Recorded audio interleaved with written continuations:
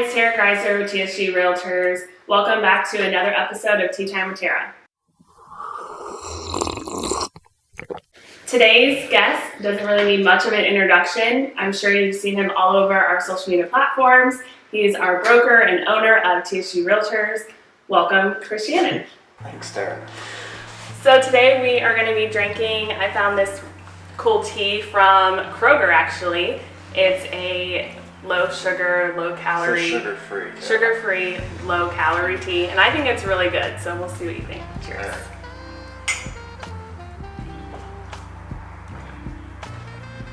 Not as bad as I thought it was going to be. It's really sweet, right? It is, actually. Yeah. I'm going to spill it. All right, well, thanks for coming. I just want to ask a few questions, have everyone get to know you a little bit better, maybe even answer some questions that I don't know about you.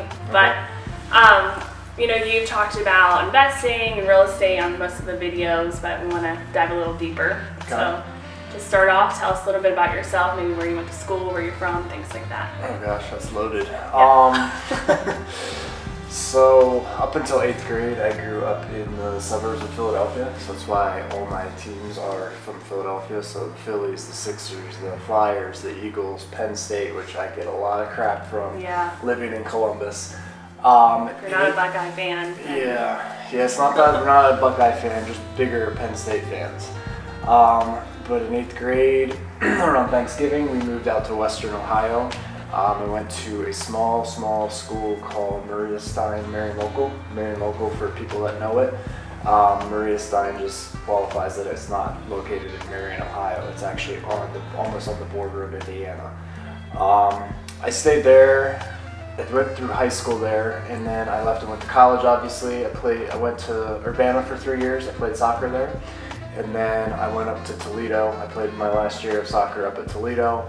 And ended up graduating from the University of Toledo. It's where I met my wife, Sarah, and our assistant. And then we moved to Erie, Pennsylvania for about a year. And then 12 years ago, this coming September, we moved down to Columbus and started everything that we've started. Yeah. So what were you doing before real estate? A lot of stuff. Another loaded question. Kinda. It's not one of those where I just knew I was going to be a realtor. I always loved real estate. I made my dad take me to my first investing seminar. I think I was like 16 or 17 years old. Wow. We went to Erie. There definitely should be more of those to kids nowadays. Yeah. When I got out of college, I had a job lined up with JCPenney as a department manager in training. So I did that at the Franklin Park Mall in Toledo. Ended up losing our jobs there because Sarah and I were dating, and you weren't technically supposed to date somebody you work with, even though that's a whole other story. We shouldn't have gotten fired, but here we are, so it worked. After that, I was a general manager, production manager for ServPro. It's a fire and water restoration company, so I actually am certified to dry a house in 3 days from top to bottom, 2,000 square foot. I think I have a mold certification, a couple different certifications. I really, really love that job. But just there's too much nepotism in there, so I actually just walked out one day and left. Spent those next 3 months just basically scalping tickets online. So you think of like not Ticketmaster, but like StubHub and everything before they were real big. There's just people all over the country just doing that through Craigslist and stuff like that. I did that for 3 months. I think I made about $3,500 a month doing that. Wow. So it was able I know my to do husband it. was into like the shoe flipping for a while. Yeah. It's always something that you can do.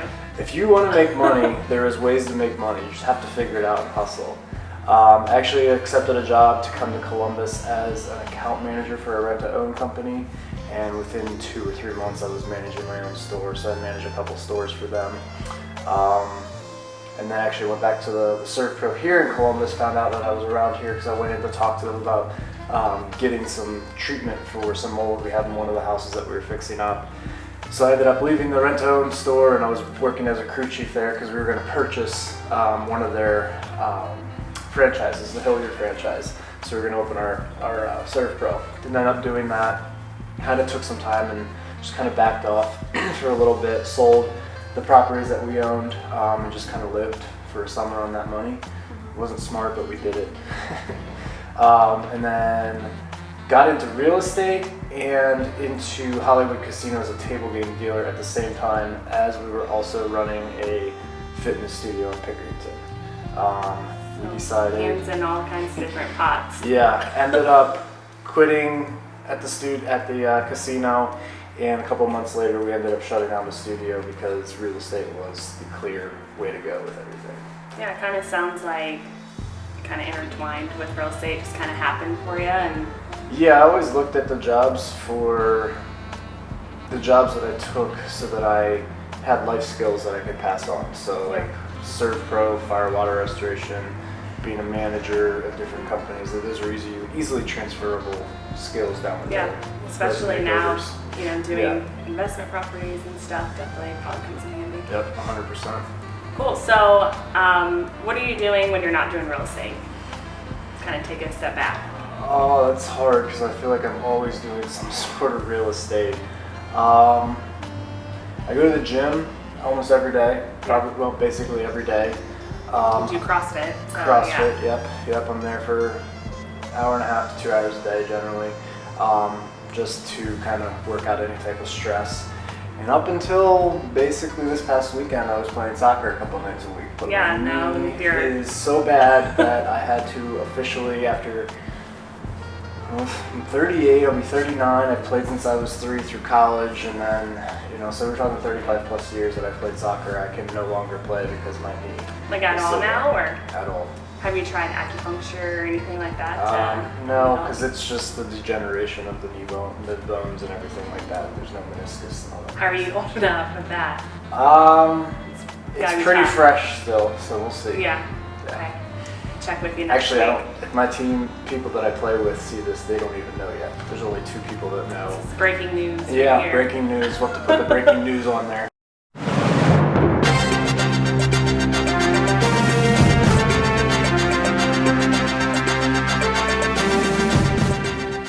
Yeah. But yeah, Kris Shannon is done playing soccer. Yeah. Wow. So we're always in our cars, showing houses, doing stuff. So you've got to grow to love that. What are you listening to? I don't listen to really anything other than sports radio. Really? Quite honestly, yeah. I drove a lot. I always listen to music. It seems like the same songs are always on. So I agree. sports radio, so they're talking about the same things. I get that, but it's different people's opinions, and it at least feels like there's somebody in the car with me talking to me. I always wanted to get into podcasts and stuff like that. I haven't done that yet. Maybe that's something I'll do down the road, but right now I just throw on ESPN radio. It's actually on in my office right now. You asked me before we got on, what was that noise? It's actually on my Just computer like to have right some sort of noise just in the background noise. Yep. Yeah. Because I use drives to organize my day, organize my thoughts. Just kind of think about what I'm doing. I have to go back to the casino. That was a great job for being that busy because it was such a menial task. You're just putting cards down. You have time. You just think. Yeah. So I use drives to think and just I agree. background noise. I do that too. My husband always makes fun of me because I just have it like muted. Sometimes I don't even have music on. I can't drive in the quiet.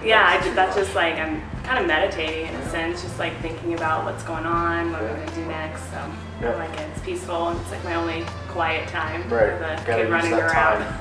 Yep. And then really the last question is just, hey, if somebody is looking to get into real estate, what would be the one piece of advice that you would give them? Because I know a lot of people, they think, it's flexible, you can do whatever, or you're just going to make a crap ton of money immediately. Like, what are you saying? Real estate's hard. Yeah. I remember, was it a little over a year ago you came, we met because I knew your husband. And I don't think I sugarcoated anything when I talked to you. It's hard. It's a lot of work. And still, year 2, I'm still like, what did I get myself into? Yeah. It's like anything. 10% of the agents do 90% of the business. The other 90% do the other 10% of the business. It holds true in attorneys, in videographers, in pretty much any profession, doctors. You can have those bright stars every now and then that just jump in and just do a ton of business, but it's a long burn. As you're seeing, we meet like 2 times every month, and we kind of continue to put different pillars of business in for you. So after a new agent gets in from doing the, and gets in and gets licensed and they burn through their sphere, you have to figure out where you got your business coming from. So basically the biggest thing to tell you is, one, it's hard, two, it's a long burn, and three, who you're working with as your broker, your team lead, or your mentor, it's extremely, extremely important. Yeah. If you have a team leader or a broker or somebody like that that is going to take the time to sit with you and walk you through what made them successful and provide tools and stuff, it's not going to be cheap. So you just have to understand you're not going to get a huge split right away because you've got to learn. But you also cut out, you working with me, probably going to cut out 5 years of trying to figure things out for yourself. Yeah. You know, Constantly asking questions. And yeah, because what's the stat is 92% of realtors fail in the first 3 years. Yeah. Generally, if you make it 3 years, you've made it. So just when you're talking to brokers, don't worry just about the split.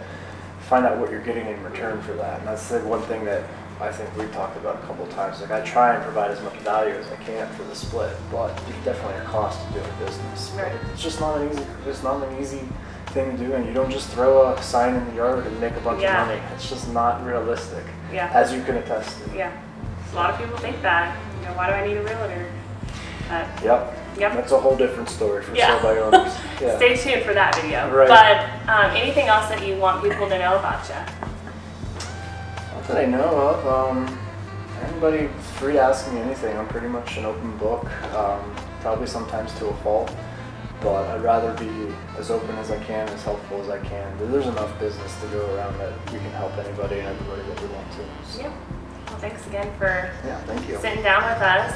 If you guys have any questions, comments, anything you want to ask Kris, feel free to message us, or any topics that you want us to cover, bring some experts in, or just want to hear my thoughts on it, feel free to let me know, and I'll be happy to sit down and talk with you. Thanks, guys. Bye.